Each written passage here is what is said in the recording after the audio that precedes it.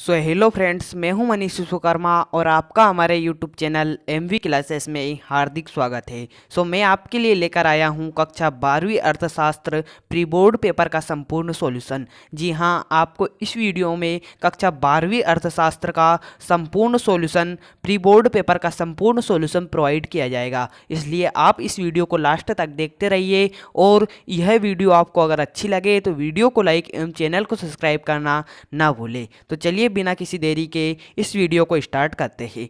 तो प्रश्न क्रमांक पहले में आपको सही विकल्प चुनिए, इस प्रकार का प्रश्न दिया गया था। तो उसके आंसर आप देख लीजिए। पहले के पहले में आपको व्यक्तिगत इकाई लिखना है। जो पहले का पहला आंसर है वह है व्यक्तिगत इकाई। पहले के दूसरे में लिखना है आपको आ और बा दोनों। पहले के दूसरे में आपको लिखना है आ और बा दोनों। तीसरे में आपको शून्य लिखना है। और चौथे का आंसर आपको कमेंट बॉक्स में मुझे बताना है। चौथे का आंसर आप कमेंट बॉक्स में बताइए। और पांचवे का आंसर आपको लिखना है उत्पत्ति के साधनों का। उत्पत्ति के साधनों का लिखना है आपको पांचवे में आंसर। चौथे का पहले का जो पांचवा है वह है आपका उत्पत्ति के साधनों का। छठे में जो लिखना है आपको, छठे में लिखना है परिवर्तनशील अनुपातों का नियम। छठे में आपको लिखना है परिवर्तनशील अनुपातों का नियम। तो पहले में आपको व्यक्तिगत इकाई, दूसरे में आ और बा दोनों, तीसरे में आपको शून्य लिखना है और चौथे को आपको कमेंट बॉक्स में लिखना है। पांचवे को आपको उत्पत्ति के साधनों का, छठे में आपको परिवर्तनशील अनुपातों का नियम लिखना है। तो इस प्रकार आपके पहले के जो 6 क्वेश्चन थे उनके आंसर आपको लिख लेने हैं, वह चौथे को आपको कमेंट बॉक्स में बताना है। तो चलिए प्रश्न क्रमांक दूसरे के आंसर देख लेते हैं। तो प्रश्न क्रमांक दूसरे के पहले में आपको दीर्घ लिखना है। प्रश्न क्रमांक दूसरे के पहले में आपको दीर्घ लिखना है। और चलिए इसके आगे के प्रश्नों के आंसर देखते हैं। प्रश्न क्रमांक दूसरे के जो पहला है उसमें आपको अभी पहले बता दिया गया था दीर्घ लिखना है। आपको प्रश्न क्रमांक दूसरे के पहले में दीर्घ लिखना है। जो दूसरा है उसमें आपको यह लिखना है। तीसरे में आपको औसत लिखना है। चौथे में आपको कम कीमत में। पांचवें में आपको निम्नतम निर्धारित कीमत, निम्नतम निर्धारित कीमत आपको पांचवें में लिखना है। तो इस प्रकार आपको पहले में दीर्घ लिखना है, दूसरे में आपको यही लिखना है, चौथे में औसत लिखना है, जो चौथा है उसमें कम कीमत में लिखना है, पांचवें में आपको निम्नतम निर्धारित कीमत लिखना है। और छठे को आपको कमेंट बॉक्स में बताना है। छठे प्रश्न का आंसर आपको कमेंट बॉक्स में बताना है। अगर आपको यह नहीं पते हैं तो आप कमेंट बॉक्स में हमें लिख सकते हैं कि यह प्रश्नों के आंसर हमें नहीं पते हैं, आप हमें बता दीजिए, तो मैं आपको इन प्रश्नों के आंसर भी बता दूंगा। और दूसरे के सातवें में आपको कम लिखना है। तो इस प्रकार आपका जो दूसरे के जो आंसर थे, सातों प्रश्नों के आंसर आपको बता दिए गए हैं। आपको केवल एक जो छठा क्वेश्चन है इसका आंसर कमेंट बॉक्स में लिखना है। तो दूसरे के जो क्वेश्चन थे उसके संपूर्ण आंसर आपको दिखाए जा रहे हैं। आप इसका स्क्रीनशॉट ले लीजिए या अपनी कॉपी में नोट करते चलिए। तो चलिए प्रश्न क्रमांक तीसरे के आंसर देख लेते हैं।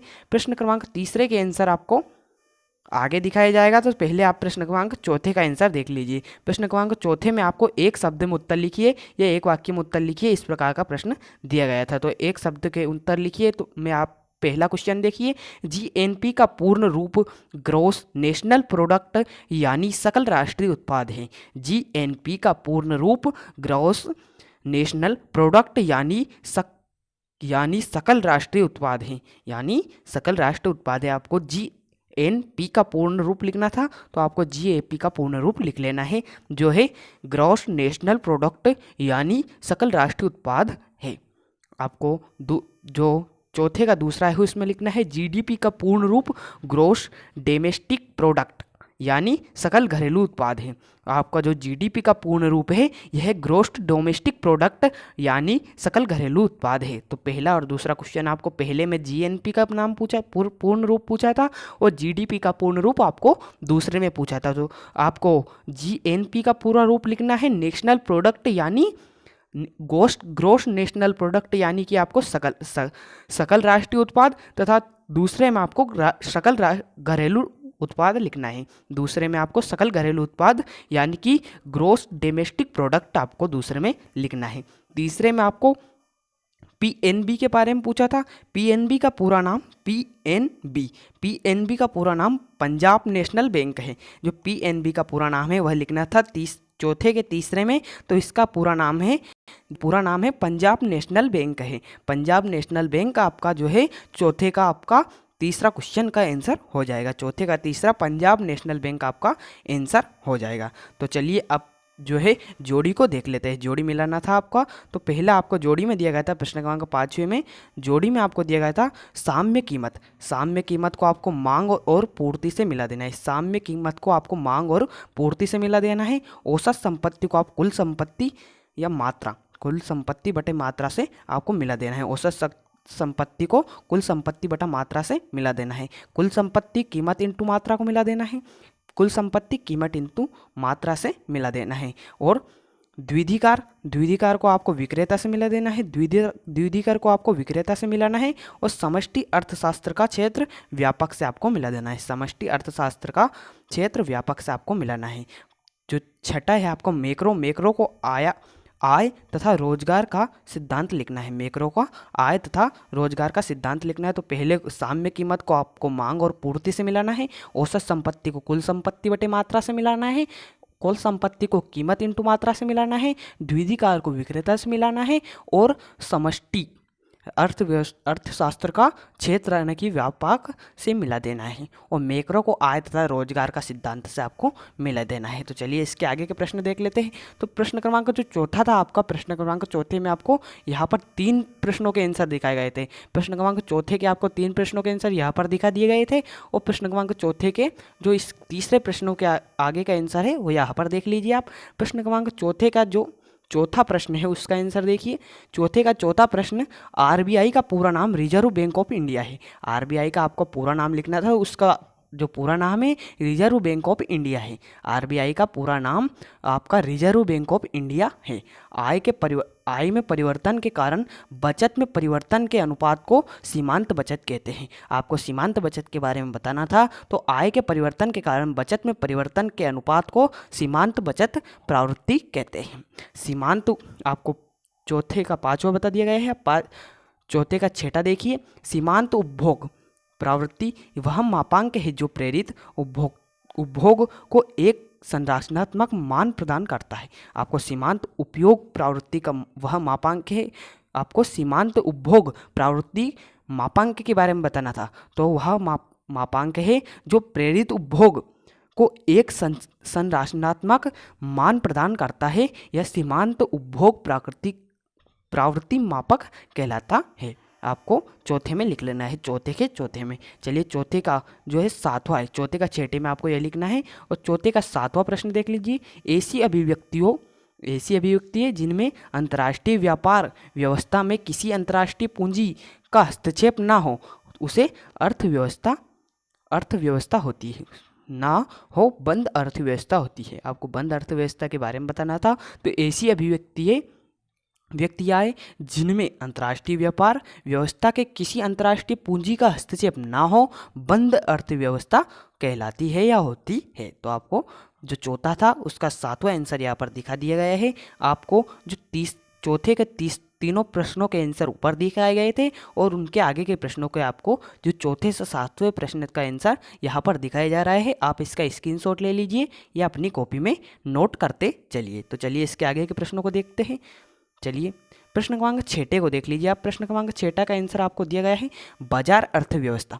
बाजार अर्थव्यवस्था के बारे में आपको लिखना था। तो बाजार अर्थव्यवस्था ऐसी अर्थव्यवस्था होती है, बाजार अर्थव्यवस्था ऐसी अर्थव्यवस्था होती है जिसमें निवेश, उत्पादन और वितरण के निर्णय उन मूल्य संकेतों द्वारा निर्धारित होते हैं जो प्राकृतिक रूप से स्वयं ही मांग और आपूर्ति की स्थितियों से उत्पन्न हो। इसके विपरीत ऐसी अर्थव्यवस्था होती है जहाँ चीज़ों की कीमतें सरकार द्वारा निर्धारित होती है। तो आपको प्रश्न क्रमांक 6ठे में बाजार व्यवस्था के बारे में बताना था, बाजार अर्थव्यवस्था के बारे में बताना था। तो बाजार अर्थव्यवस्था के बारे में यह लिख लेना है आपको और आप इसका स्क्रीनशॉट ले लीजिए या अपनी कॉपी में नोट करते चलिए। तो चलिए प्रश्न क्रमांक 6ठा यहाँ पर पूर्ण हो जाता है। प्रश्न क्रमांक 7वें का आंसर देखते हैं। प्रश्न क्रमांक 7वें में आपसे जो पूछा गया था उसका आंसर यहाँ पर देख लीजिए।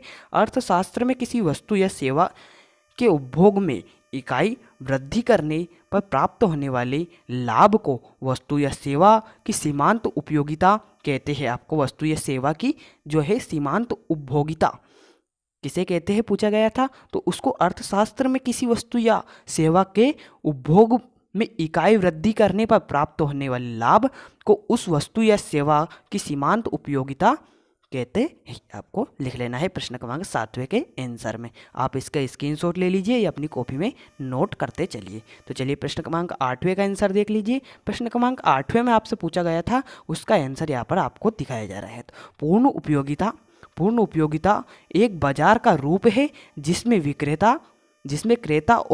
क्रेता तथा विक्रेता की एक बड़ी संख्या होती है। जो पूर्ण उपयोगिता एक बाजार का रूप है जिसमें क्रेता तथा विक्रेताओं की एक बड़ी संख्या होती है जो समरूप या एक जैसी वस्तुओं के उपयोग द्वारा निर्धारित कीमतों पर क्रय विक्रय करते हैं। यह उद्योग ऐसी फार्म का समूह है जो एक समान वस्तुओं का उत्पादन करते हैं। पूर्ण उपयोगिता एक बाजार का रूप है। आपको पूर्ण उपयोगिता के बारे में बताना था, तो आपको यह प्रश्न 8वां का आंसर दिखाया जा रहा है। तो आप इसका स्क्रीनशॉट ले लीजिए या अपनी कॉपी में नोट करते चलिए। तो चलिए प्रश्न क्रमांक 8वें का आंसर यहाँ पर पूर्ण हो जाता है। प्रश्न क्रमांक 9वें का आंसर आप देख लीजिए।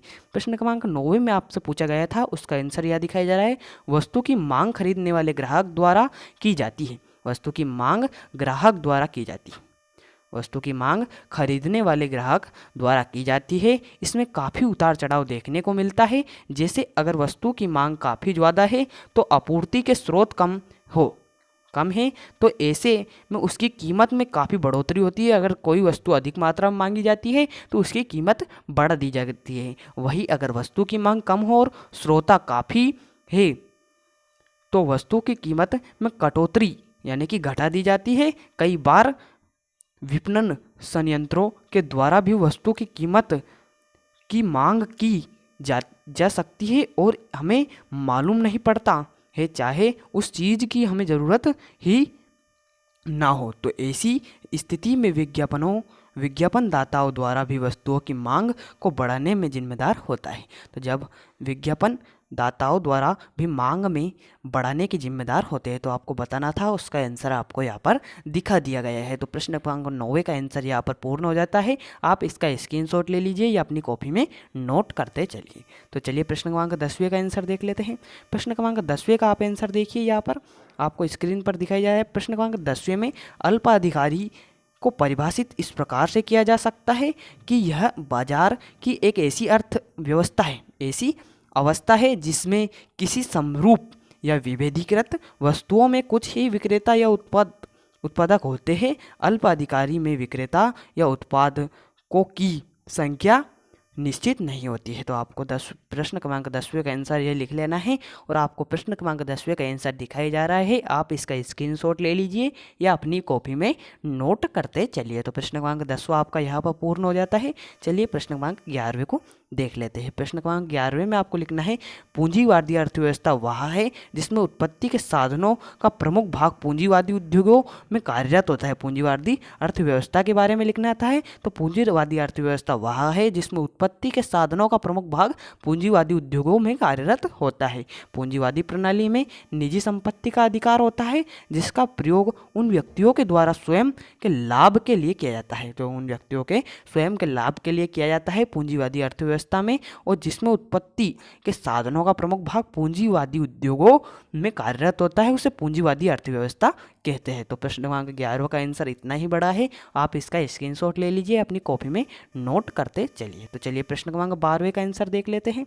प्रश्न क्रमांक 12वें में प्रति व्यक्ति आय किसी देश, राज्य, नगर या अन्य क्षेत्र में रहने वाले व्यक्तियों की औसत आय होती है। इसका अनुमान उस क्षेत्र में रहने वाले सभी लोगों की आय को जोड़कर क्षेत्र में कुल जनसंख्या से विभाजित करके लगाया जाता है। तो आपको प्रति व्यक्ति आय के बारे में बताना था। तो प्रति व्यक्ति आय के बारे में आपको लिख देना है कि किसी देश, राज्य, नगर या अन्य क्षेत्र में रहने वाले व्यक्तियों की औसत आय होती है जिसका अनुमान उस क्षेत्र में रहने वाले सभी लोगों की आय के जोड़ को क्षेत्र के कुल संख्या से विभाजित करने पर लगाया जाता है। प्रति व्यक्ति आय आपको प्राप्त हो जाती है। अर्थात आपको इस प्रकार का प्रश्न पूछा गया था और इसका आंसर आपको दिखा दिया गया है। तो चलिए प्रश्न क्रमांक 12वें का आंसर आपका यहीं पर पूर्ण हो जाता है। प्रश्न क्रमांक 13वें का आप आंसर देख लीजिए।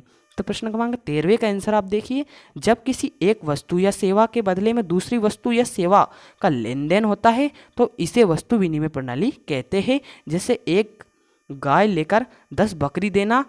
इस पद्धति में विनिमय की सार्वजनिक सर्वमान्य इकाई अर्थात मुद्रा, रुपए, पैसे का इस्तेमाल नहीं होता है। इसमें वस्तु विनिमय प्रणाली जो होती है उसके बारे में आपको लिखना था। तो इसमें एक वस्तु के बदले में दूसरी वस्तु दी जाती है, वह वस्तु विनिमय प्रणाली कहलाती है। तो प्रश्न क्रमांक 13 का आंसर आपका यहाँ पर पूर्ण हो जाता है। चलिए प्रश्न क्रमांक 14 का आंसर देख लेते हैं। तो बजट में आने वाले वित्तीय वर्ष आपको लिखना है, बजट में आने वाले वित्तीय वर्ष के लिए सरकार के अनुमानित प्राप्तियों और व्यय का एक वार्षिक वित्तीय विवरण होता है, या यूँ कहे तो किसी एक वित्तीय वर्ष में सरकार की आय व्यय का आकलन को बजट कहते हैं। जो आपको बजट के बारे में लिखना था, तो सरकार की आय व्यय के आकलन को बजट कहते हैं। एक साल में जो सरकार की आय और व्यय होती है उसे बजट कहते हैं। तो भारतीय संविधान के अनुच्छेद 112 के अनुसार प्रत्येक वित्तीय वर्ष की समाप्ति से पहले संसद के दोनों सदनों में सरकार कि वार्षिक वित्तीय विवरण की प्रस्तुति सुनिश्चित करना भारत के राष्ट्रपति का कर्तव्य है। कि बजट कितना रहा है एक वर्ष का, यह राष्ट्रपति को सुनिश्चित करना, यह इसका कर्तव्य है। किसका? राष्ट्रपति का। सरकारी बजट 3 प्रकार के होते हैं। पहला संतुलित बजट, दूसरा अधिशेष बजट और तीसरा आपका बजट होता है घाटा बजट। जिसमें घाटा होता है उसमें घाटा बजट कहते हैं। पहला संतुलित बजट अर्थात इसमें जितना आय हुई है उतना ही व्यय हो चुका है, और दूसरा होता है अधिशेष बजट, मतलब इसमें व्यय कम हुआ है और आय ज़्यादा हुई है, तो इसमें अवशेष अर्थात शेष पैसे बचे हुए हैं। और तीसरे में घाटा बजट अर्थात व्यय से आपका व्यय अधिक हो गया है और आय आपकी कम है, तो इसमें जो है तीसरा घाटा हो जाता है, तो उसे घाटा बचत कहते हैं। तो 15वें में आपको लिखना था। 15वें का प्रश्न देख लीजिए आप।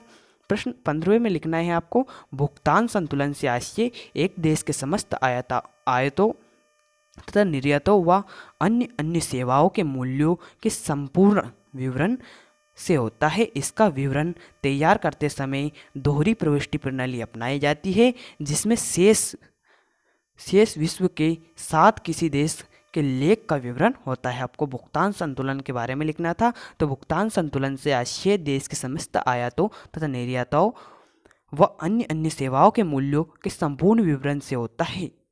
तो आपको प्रश्न क्रमांक 15वें का आंसर यह लिख लेना है। तो चलिए प्रश्न क्रमांक 16वें का आंसर देख लेते हैं। प्रश्न क्रमांक 16वें में आपको मिश्रित अर्थव्यवस्था की 3 विशेषताएं लिखनी थी। मिश्रित अर्थव्यवस्था की 3 विशेषताएं आप देख लीजिए। मिश्रित अर्थव्यवस्था में निजी संपत्ति बनाने और रखने की अनुमति होती है। निजी संपत्ति आप बना सकते हैं या निजी संपत्ति आप अपने पैसे वैसे रख सकते हैं, लेकिन संपत्ति और आय के समान वितरण पर जोर दिया जाता है। जो वितरण होता है उस पर समान वितरण पर जोर दिया जाता है, मतलब सभी के पास जो संपत्ति है वो बराबर होनी चाहिए। मिश्रित अर्थव्यवस्था में किसी एक या कुछ विशेष लोगों का अधिकार नहीं होता है। यह एक या किसी विशेष लोगों का अधिकार नहीं होता है। जैसे कि आपका पूंजीवादी अर्थव्यवस्था है तो उसमें पूंजीवादी के ही विशेष हक होता है, लेकिन मिश्रित अर्थव्यवस्था में किसी एक व्यक्ति का एकाधिकार नहीं होता है। तो दूसरा आपका यह लिख देना है। दूसरी विशेषता आपकी यह हो जाती है कि मिश्रित अर्थव्यवस्था में किसी एक या कुछ विशेष लोगों का एकाधिकार नहीं होता है, अर्थात किसी एक व्यक्ति का अधिकार नहीं होता है।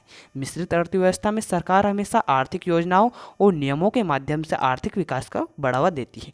आपको मिश्रित अर्थव्यवस्था के माध्यम से जो सरकार होती है आर्थिक योजनाओं एवं नियमों के माध्यम से आर्थिक विकास को बढ़ावा देती है, अर्थात सरकार जो मिश्रित अर्थव्यवस्था में आर्थिक विकास का बढ़ावा देती है। तो 16वें प्रश्न में आपको यह आंसर लिख लेना है। मिश्रित अर्थव्यवस्था की आपको 3 विशेषता बतानी थी, तो आपको स्क्रीन पर 3 विशेषता दिखाई जा रही है। आप इन्हें अपनी कॉपी में नोट करते चलिए या अपनी जो है स्क्रीनशॉट लेकर अपने फ़ोन में सेव कर लीजिए और इन्हें बाद में आप अपनी कॉपी में लिख लेना।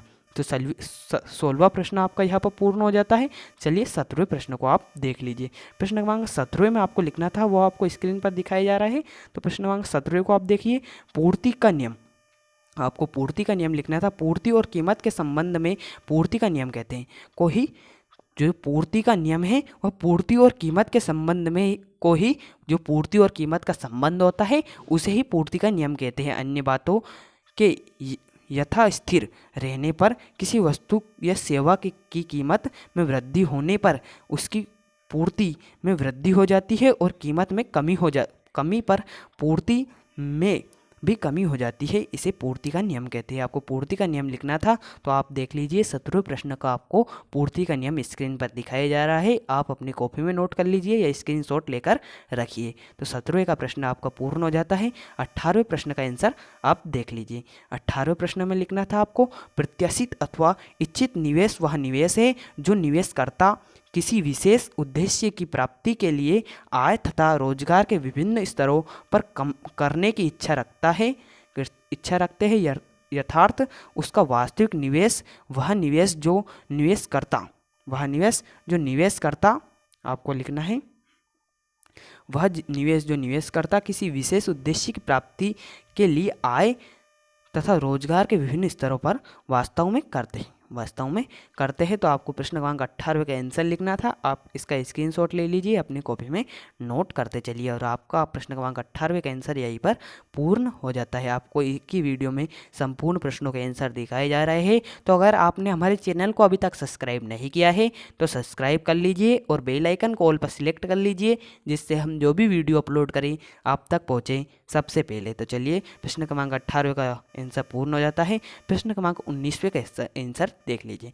प्रश्न क्रमांक 19वें में आपको सरकारी बजट के 3 उद्देश्य लिखना था। तो आप सरकारी बजट के 3 उद्देश्य देख लिए। आय तथा संपत्ति के पुनः वितरण, सरकारी बजट के सरकार के कराधान तथा आर्थिक सहायता संबंधी व्यापक नीतियों का ज्ञान प्राप्त होता है। अर्थव्यवस्था में आय और संपत्ति के बंटवारे में सुधार लाने हेतु सरकार कराधान तथा आर्थिक सहायता के वित्तीय उपकरणों को उपयोग करती है। संपत्ति और आय का समान बंटवार सामाजिक न्याय का प्रतीक है, जो कि भारत किसी भी कल्याणकारी राज्य को मुख्य उद्देश्य होता है। संसाधनों का पुनः आवंटन निजी उद्यमी सदा यही चाहेंगे कि संसाधनों का आवंटन उत्पाद के उन क्षेत्रों में किया जाए जहां ऊंचे लाभ प्राप्त होने की आशा हो, किंतु यह भी संभव है कि उत्पादन की कुछ क्षेत्रों जैसे शराब का उत्पादन द्वारा सामाजिक कल्याण में कोई वृद्धि ना हो।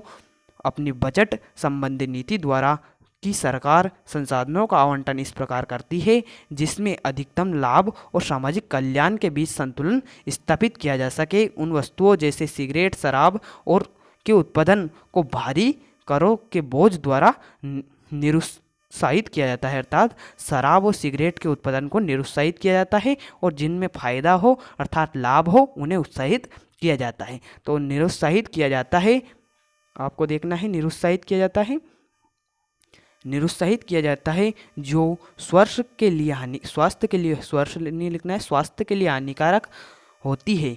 इसके विपरीत सामाजिक उपयोगिता वस्तुओं जैसे खादी के उत्पादन को आर्थिक सहायता देकर प्रोत्साहित किया जाता है। जो सामाजिक कल्याण के लिए जो होते हैं उद्योग, उनको प्रोत्साहित किया जाता है। जो सामाजिक कल्याण के विरुद्ध होते हैं उनको निरुत्साहित किया जाता है। आर्थिक स्थिरता, बाजार शक्तियों के मांग तथा पूर्ति की शक्तियों की स्वतंत्रता, क्रियाशीलता के फलस्वरूप व्यापार चक्रों का समय समय पर आना अनिवार्य होता है। अर्थव्यवस्था में तेजी से मंदी के चक्र चलते हैं। तेजी और मंदी के चक्र चलते हैं। सरकार अर्थव्यवस्था इन व्यापार चक्रों से सुरक्षित रखने के लिए वचनबद्ध होती है। बजट सरकार के हाथ में एक महत्वपूर्ण नीति अस्त्र है जिसके प्रयोग द्वारा वह अस्फीति तथा मुद्रास्फीति की स्थितियों का मुकाबला करती है। तो प्रश्न क्रमांक आपको जो 19वां है, आप इसका एक स्क्रीनशॉट यहाँ से ले लीजिए या अपनी कॉपी में नोट कर लीजिए। चलिए आप यहाँ से स्क्रीनशॉट ले लीजिए, चलिए, और एक स्क्रीनशॉट आप यहाँ से ले लीजिए और अपनी कॉपी में नोट कर लीजिए। डायरेक्ट भी अपनी कॉपी में नोट कर सकते हैं वीडियो को पॉज करके। तो इसके आगे का देखिए आप, इतना ही और आपको लिखना है करती है, आपको यह लिखना है करती है। जो बजट होती है इसमें जो होती है स्फीति, अस्फीति तथा मुद्रास्फीति की स्थितियों का मुकाबला करती है। जो सरकार होती है यह स्फीति तथा अस्फीति तथा मुद्रास्फीति की जो है मुकाबला करती है। सरकार आर्थिक स्थिरता की स्थिति को प्राप्त करती है, आर्थिक स्थिरता में निवेश को प्रोत्साहित करती है और समृद्धि तथा विकास की गति को तेज करती है। तो आपका प्रश्न क्रमांक जो 19वां था उसका आंसर यहाँ पर पूर्ण हो जाता है। चलिए प्रश्न क्रमांक 20 का देख लेते हैं। आपको मांग की लोच को प्रभावित करने वाले तत्व को लिखना था। तत्व नहीं है, आपको यहाँ पर तत्व लिखना है। मांग की लोच को प्रभावित करने वाले तत्व, वस्तु की कीमत तथा वस्तु की कीमत का मांग की लोच, वस्तु की कीमत का मांग का लोच प्रभावित करने वाले कारक आपको तत्व लिखना है। तो वस्तुओं का प्रयोग की भी मांग की लोच को प्रभावित करते हैं। मांग की लोच को प्रभावित करते हैं। जो वस्तु का प्रयोग जो होता है यह मांग की लोच को प्रभावित करता है। और वस्तु की कीमत भी मांग की लोच को प्रभावित करती है। वस्तु के गुण भी जो होते हैं यह जो है मांग की लोच को प्रभावित करते हैं। वस्तु के गुण, समय का प्रभाव भी मांग की लोच को प्रभावित करता है। संयुक्त मांग भी मांग की लोच को प्रभावित करती है। आय वर्ग भी मांग की लोच को प्रभावित करती है। उपभोक्ता की आदत भी मांग की लोच को प्रभावित करती है। वस्तु के भावी उपयोग की संभावना भी मांग की लोच को प्रभावित करती है। तो आपको यह लिखना था। आप इस 20वें प्रश्न में आपको मांग की लोच के प्रभावित करने वाले तत्वों को लिखना था। तो आप इसका स्क्रीनशॉट ले लीजिए। वस्तु के गुण, समय का प्रभाव, संयुक्त मांग, आय वर्ग, उपभोक्ता की आदत, वस्तु के भावी उपयोग की संभावना। तो प्रश्न क्रमांक 20वां आपका यहाँ पर पूर्ण हो जाता है। मांग की लोच के प्रभावित करने वाले तत्व आप लिखने था। तो आपका स्क्रीनशॉट ले लीजिए। आप इसका स्क्रीनशॉट ले सकते हैं। चलिए इसकी स्क्रीनशॉट ले लीजिए और एक स्क्रीनशॉट आप यहाँ से ले लीजिए। चलिए आगे बढ़ते हैं। प्रश्न क्रमांक 21 में आपको स्थिर लागत तथा परिवर्तनशील लागत में अंतर लिखना था। प्रश्न क्रमांक 21 में आपको स्थिर लागत तथा परिवर्तनशील लागत में अंतर लिखना था। आप इसका स्क्रीन देख लीजिए। पहले आप लिखेंगे संबंध।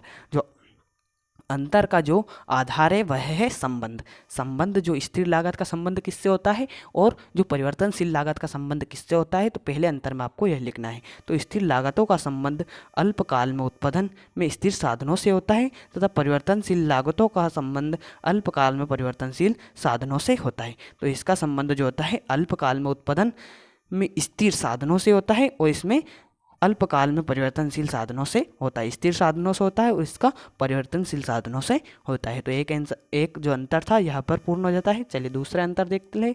यहाँ पर जो अंतर का आधार है वह है प्रभाव। तो परिवर्तनशील लागत का प्रभाव क्या है और जो स्थिर लागत का प्रभाव क्या है आपको देख लेना है।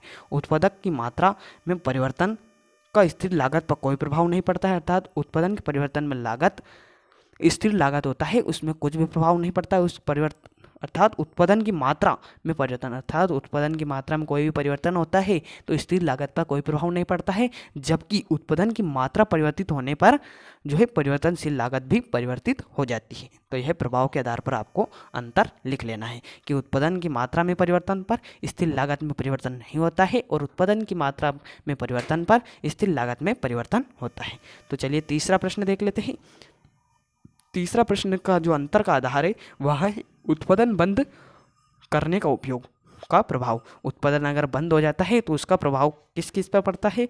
जो स्थिर लागत पर पड़ता है या नहीं, या जो है परिवर्तनशील लागत पर पड़ता है नहीं। तो अल्पकाल में उत्पादन बंद हो जाने पर स्थिर लागत वहन करनी पड़ती है। जो स्थिर लागत होती है वहन करनी पड़ती है। अल्पकाल में उत्पादन बंद हो जाने पर परिवर्तनशील लागत शून्य हो जाती है। जो परिवर्तनशील लागत है वह शून्य हो जाती है, यह वहन करनी लग पड़ती है।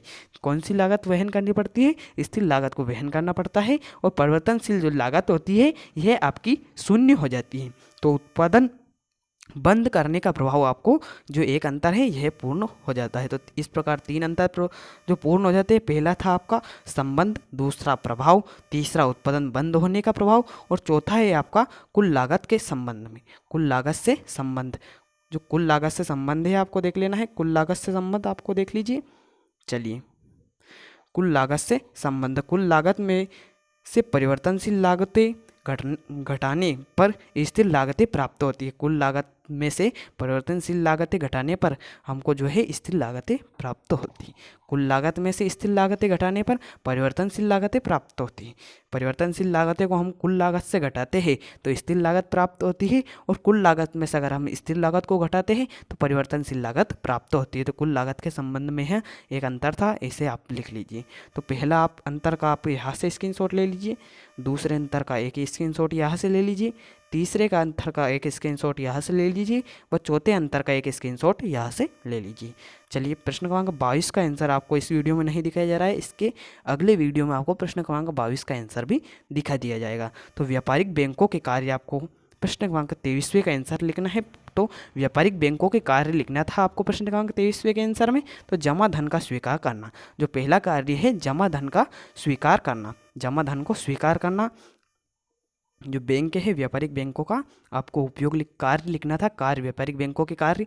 तो पहला जो उपयोग कार्य है, पहला कार्य क्या है, जमा धन का स्वीकार करना। जो जमा धन का स्वीकार करना ही जो है व्यापारिक बैंकों का कार्य है। दूसरा कार्य है आपका चालू खाते की सुविधा, दूसरा कार्य क्या है, चालू खाते की सुविधा। तीसरा कार्य है बचत खाते की सुविधा। चौथा कार्य है आपका स्थायी जमा खाता। पांचवा कार्य है आपका ऋण देना। और छठा कार्य है आपका असुरक्षित साख।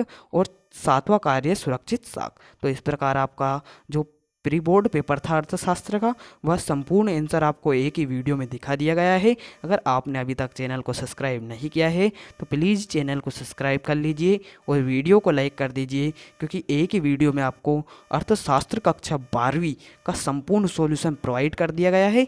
तो आप हमारे चैनल को सब्सक्राइब कर दीजिए, वीडियो को लाइक कर दीजिए और अपने दोस्तों के पास शेयर कर दीजिए, क्योंकि सभी अपने अपने दोस्त के पास शेयर करेंगे तो वह भी परीक्षा में अच्छे से अच्छे अंक प्राप्त कर चुकेंगे आपकी सहायता से।